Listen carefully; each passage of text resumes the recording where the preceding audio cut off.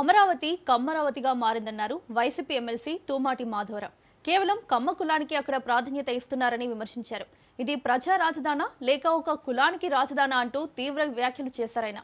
కాంగ్రెస్ మహిళా ఎంపీ పార్లమెంట్లోనే కమ్మరావతి అని అన్నారని, కూటమి నేతలు దీన్ని వ్యతిరేకించలేదంటే అర్థం ఏమిటని నిలదీశారు.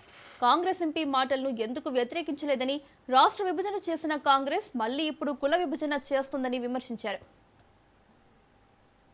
తెలుగుదేశం పార్టీని స్ట్రైట్గా క్వశ్చన్ చేస్తా ఉన్నాం.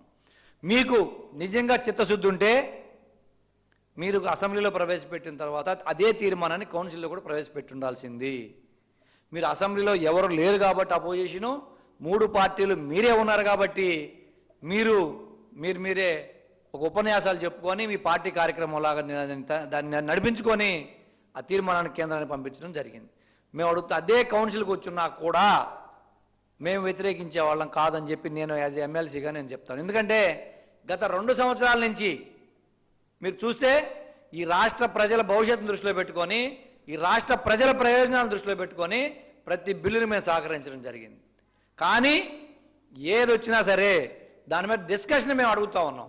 ప్రజలకు వాస్తవాలు తెలియాలి. ఏ బిల్లు వచ్చినా ఏం జరుగుతుంది, ఎలా ముందుకెళ్తుంది అసెంబ్లీ అని చెప్పేది, కౌన్సిల్ అని చెప్పి తెలియాలని సంబంధించి రైతులకు సంబంధించి కానీ ఏ సమస్య సంబంధించి కానీ బిల్స్ వచ్చినప్పుడు ఏ డిపార్ట్మెంట్ బిల్లు వచ్చినా సరే మేము దాని మీద డిస్కషన్ చేయడం, దాంట్లో ఉన్న లోపాలను ఎత్తి చూపించడం, మీ పొరపాట్లు ఎత్తి చూపించడం, వాటిని సరిచేసిన తర్వాత మళ్ళీ బిల్స్ పాస్ చేయడం జరుగుతూ ఉంది. 2 సంవత్సరాల నుంచి మేము ఏ ఒక్క బిల్లు కూడా మీకు వ్యతిరేకంగా చేయకపోయినా, రాష్ట్ర ప్రజల సంక్షేమాన్ని దృష్టిలో పెట్టుకొని మేము పాస్ చేసినా కూడా మీరు ఈరోజు ఈ తీర్మానాన్ని కౌన్సిల్ తీసుకురాకుండా మీరు ఈరోజు పక్కదారి పట్టించుకొని కౌన్సిల్ని పక్కగా జరిపేసి వెళ్ళిపోయారంటే రాజ్యాంగ వ్యవస్థల పట్ల, రాజ్యాంగం పట్ల మీకు ఏ మాత్రం గౌరవం ఉందా అని అడుగుతా ఉన్నాం మేము ఈరోజు.